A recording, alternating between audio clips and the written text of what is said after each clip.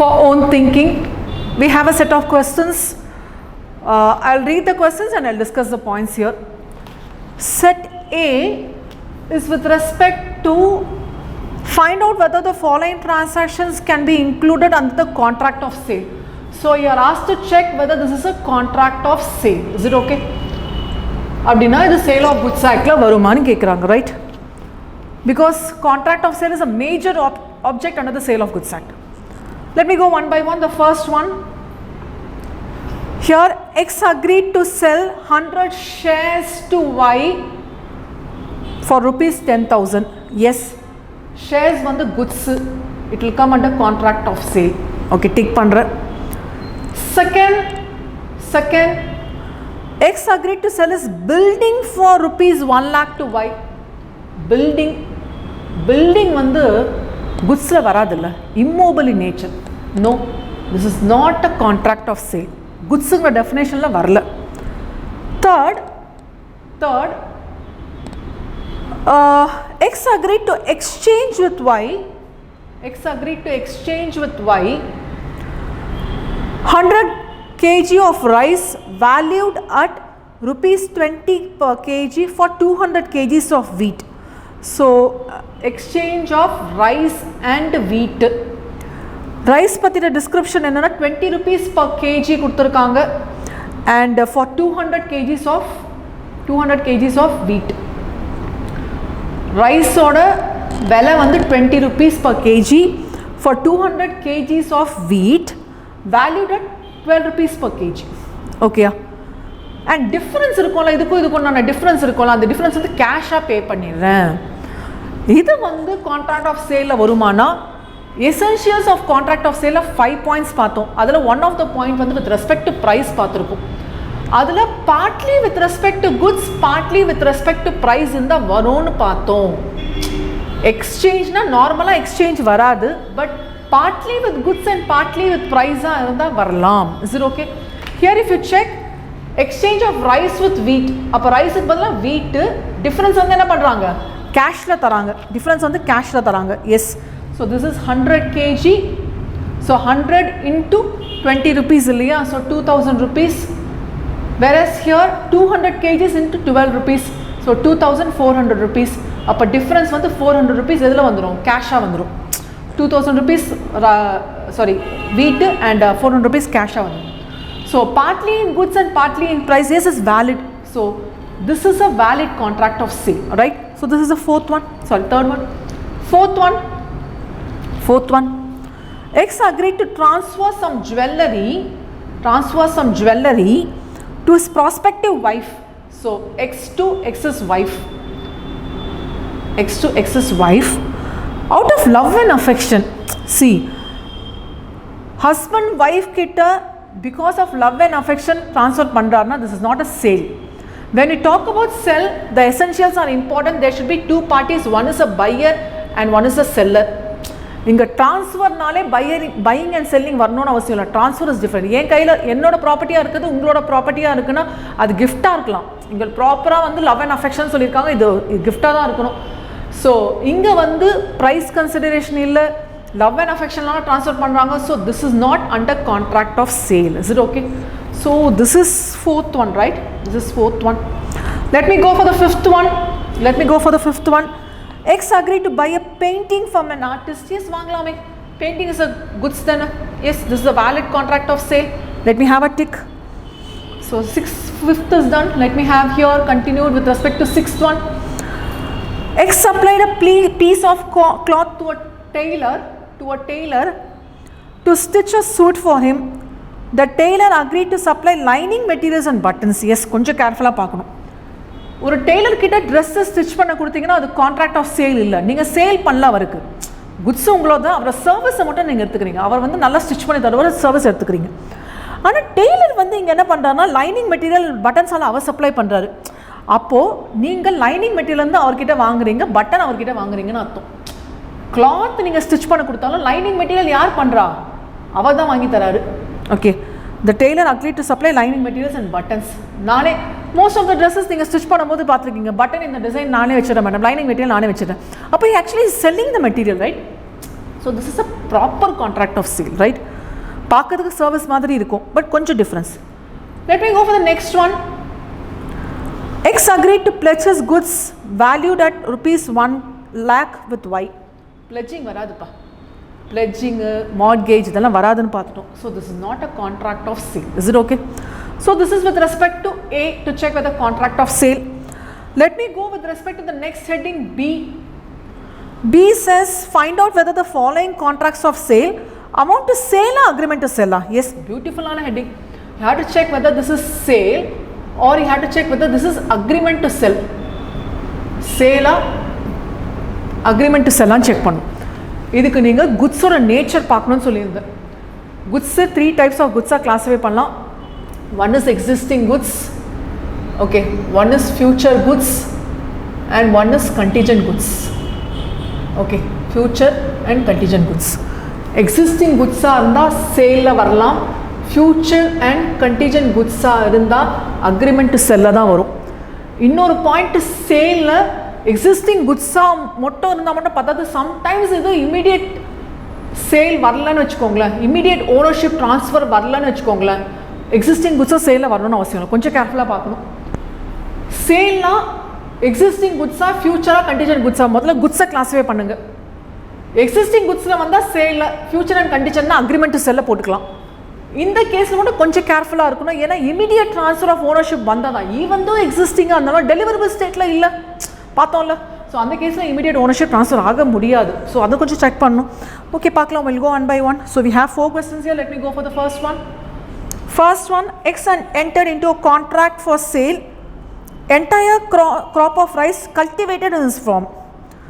Crop cultivate ஆகும், அதை sale பண்ணுறதுக்காக கான்ட்ராக்டில் என்டர் ஆகுறாரு. Cultivated in his farm. So இது வந்து ஃபியூச்சர் தானே. So this will come under agreement to sell. Agreement to sell, அவங்க ஃபார்மில் கல்டிவேட் ஆகிறத உங்களுக்கு தரேன்னு சொல்கிறாங்க, agreement to sell. Second case, a railway administration agreed to sell. So railway administration agreed to sell coal ash. நிலக்கரி இருக்குல்ல, கோல் நிலக்கரி இருக்குல்ல, அது ஃபயர் பண்ணும்போது ஆஷ் வரும்ல, ஓகே, ஆஷ் சாம்பல்ல, that might be accumulated during the period of the contract. So probably ஒருத்தரோட கான்ட்ராக்டில் enter ஆகிருக்காங்க, 1 year 2 years வச்சுக்கலாம், 2 year கான்ட்ராக்ட்னு வச்சுக்கலாம். அந்த 2 yearsல கோல் அக்யூமுலேட் ஆகும்ல, நிலக்கரி மூவ் பண்ணும்போது, என்ஜின் மூவ் பண்ணும்போது கோல் அக்யூமுலேட், இது ஆஷ் அக்யூமுலேட் ஆகும். ஆஷ்னால் சாம்பல் வரும், அந்த சாம்பலை வந்து மூட்டையில் கட்டி கட்டி ஒருத்தர்கிட்ட சேல் பண்ணிடுவாங்க. அந்த மாதிரி கோல் ஆஷ் இப்போ இமீடியட்டாக என் கையில் இருக்கானா, எக்ஸிஸ்டிங்கானா இல்லை, I get it only in future. Okay, அந்த மாதிரி இருந்தால் இது வந்து நம்ம அக்ரிமெண்ட் டு செல்ல தானே போடுவோம்.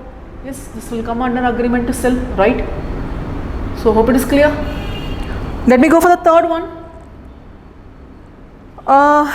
X entered into a contract for sale of some goods in a particular ship. Contract for sale of some goods in a particular ship to be delivered on the arrival of the ship. கொஞ்சம் பாருங்க அந்த question. X entered into a contract for sale entaru. Contract of sale is common with respect to sale of goods act. அதில் sale agreement to செல்ல நம்ம தான் பர்டிகுலராக பார்க்கணும். So கொஸ்டின்லேயே contract for sale இருக்கிறனால நம்ம சேலு கன்சிடர் பண்ண முடியாது. Some goods in a particular ship to be delivered on the arrival of the ship. Ship வந்த பிறகு future goods, okay, ship வந்த பிறகு. So this will come under on the arrival of the ship only you will transfer the ownership. So this is agreement to sell. This is agreement to sell, right? Fine. Fourth one, X entered into a contract for sale of a painting only if Z, its present owner, sells to him. Yes, beautiful on a question. X entered into a contract for sale of a painting only if Z, its present owner, sells to him. Z தான் present owner, the original owner. Like அவர் என்கிட்ட sale பண்ண பிறகு நான் Z கிட்ட sale பண்ணுறேன். So Z has to sell to me. எனக்கு sale பண்ண பிறகு நான் Xக்கு சேல் பண்ணுறேன். அப்போ Z சேல் பண்ண வரா தெரியலைங்க, இது கண்டிஜென்சியில் பாருங்கள், அதுதான் அவரோட ரியல் ஓனர்ஷிப்பில் இருக்க குட்ஸு, அவர் சேல் பண்ணுவாரான்னு தெரியல, அவர் சேல் பண்ணாலும் அவங்களுக்கு பண்ணுறாங்க கண்டிஜென்ட் குட்ஸு. அப்போ இது எதில் வரும்? அக்ரிமெண்ட் டு செல்ல வரும். அக்ரிமெண்ட் டு செல்ல வரும். Is it okay? So first second third fourth எல்லாமே அக்ரிமெண்ட் டு செல்ல இருக்குது. எஸ் ஃபர்ஸ்ட் ஒன்னா. Okay, let me go for the first one. X entered into a contract for sale entire crop of rice cultivated in his farm. Okay, என்ன doubt arise ஆயிருக்குன்னா cultivated in his ஃபார்ம்னு சொல்கிறாங்களே, ஏற்கனவே cultivate ஆகி வச்சுருக்காங்களே. S, அப்படியும் எடுத்துக்கலாம். To be cultivated இந்த ஃபார்ம்னா இது வந்து அக்ரிமெண்ட் டு செல்லாக இருந்திருக்கும். கல்டிவேட்டட் ப்ராபப்ளி பாஸ்ட் டென்ஸில் இருக்குது. அவங்க ஃபார்மில் அவங்க நிலத்தில் விளைஞ்சதை அவங்க கல்டிவேட் பண்ணி வச்சுருக்கிறத சேல் பண்ணலாம். அப்போ இது பாஸ்ட் டென்ஸில் கன்சிடர் பண்ணிங்கன்னா you can take it as what sale. ஏன்னா அவங்க கையில் பொசிஷனில் இருக்குல்ல, கொஞ்சம் கேர்ஃபுல்லாக பார்க்கணும். For sale entire crop of rice cultivated in his farm. அவரோட ஃபார்மில் விளைஞ்சிருக்கு. Yes, thank you for your suggestions here. X entered into a contract for sale entire crop of rice cultivated in his farm. Cultivated past tenseல இருக்கிறனால இது சேலாக எடுத்துக்கலாம். Is it okay? இனிமே to be கல்டிவேட்டட்னு சொன்னால் ப்ரெசன்ட் டென்ஸில் இல்லை பாஸ்ட் டென்ஸில் சொல்லலாம். So you can consider this is sale. No issues. Thank you for your suggestions. So this is set B, right? This is set B. Let me go for set C. Let me have it here. Set C. Okay. State whether the seller is an unpaid seller or not in the following cases. You have to check whether this person is an unpaid seller or not. இவர் வந்து unpaid செல்லரா இல்லையான்னு check பண்ணோம். Unpaid செல்லர்னா யாரு? கொஞ்சம் கேர்ஃபுல்லாக note பண்ணுங்க. அவருக்கு பணம் வரல, கரெக்டாக பணம் வரல அவருக்கு, அவரை தான் நம்ம அன்பெய்ட் செல்லர்னு சொல்லுவோம். கொஞ்சம் ₹1 வரலனா கூட அன்பெய்ட் செல்லர் தான். First case, X sold some goods to Y for ₹10,000. Y paid sold some goods for, this is the first question, 10,000, but he paid only 9,900 but failed to pay the balance. ₹100 pay பண்ணலாம். ₹1 pay பண்ணலனாலும் unpaid seller தான். Part of the money is not பேட்னா unpaid seller தான். So ₹100 pay பண்ணல. Yes, he is an unpaid seller. Let me have a tick here. Second question, X sold some goods to Y for ₹10,000 and received a check for the full price as conditional payment. Yes, checkல pay பண்ணாலும் பரவாயில்ல. priceங்கிறது money or money is worth. So in the sense பணமா வரலாம், check, DD, anything is a creditல வரலாம், எது இருந்தாலும் okay. X sold some goods to Y for ₹10,000 and received a check for the full price as a conditional payment. On present when the check was dishonored by a bank, அப்போ unpaid seller தானப்பா. பணம் வர வரைக்கும் அவன் unpaid seller தான். Dishonour ஆயிடுச்சு. அப்போ dishonour of a cheque also makes him as unpaid. Also makes him as unpaid. Yes, he is an unpaid seller. Let me have a tick. Third case, third problem.